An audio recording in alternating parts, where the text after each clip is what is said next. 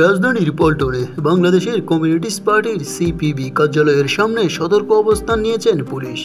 শনিবার সকালে দলটির কেন্দ্রীয় কার্যালয়ের মুক্তি ভবন এর সামনে অতিরিক্ত পুলিশ মোতায়েন করা হয়েছে।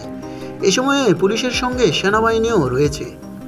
এমন সময় দলটির সামনে কিছু নেতাকর্মী বসে থাকতে আর কিছু নেতাকর্মীকে দলীয় কার্যালয়ে ঢুকতে দেখা গিয়েছে। এই আগস্ট যে অভ্যুত্থান শেষ হয়ে গেছে এবং 5 তারিখের থেকে 8 তারিখ পর্যন্ত আমাদের দেশে কোনো সরকার ধর্ষণ, হত্যা, নিপীড়নের বিচার এবং স্বরাষ্ট্র উপদেষ্টার অপসারণের দাবিতে গণমিছিলের কর্মসূচির ডাক দিয়েছেন 8টি সংগঠন। এর জবাবে পল্টনে বাংলাদেশের কমিউনিস্ট পার্টি সিপিবি কার্যালয়ের ছাত্র জনতার কার্যালয় বানানোর ডাক দিয়েছেন লেখক ও অনলাইন অ্যাক্টিভিস্ট পিনাকি ভট্টাচার্য। তবে পাল্টাপাল্টি কর্মসূচিতে যে কোনো ধরনের পরিস্থিতি মোকাবেলায় শনিবার সকাল থেকে সিপিবি কার্যালয় ঘিরে অবস্থান নিয়েছেন পুলিশ।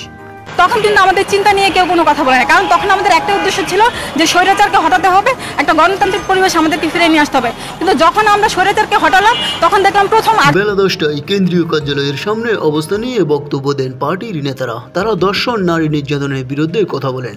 সেখানে সিপিবির সাধারণ সম্পাদক রুহিন হোসেন প্রিন্স বলেন, এই সমাজে এবং পুরুষতান্ত্রিক লালসার শিকার মাগুরার শিশুটির যে মর্মান্তিক মৃত্যু, সেজন্য আমরা দেশব্যাপী শোক দিবসের কর্মসূচি ঘোষণা করছি।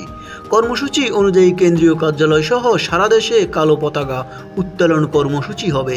এরপর পূর্ব ঘোষণা অনুযায়ী বিকেলে আমাদের শোক মিছিল বের করব। নিউজ বাংলা 29।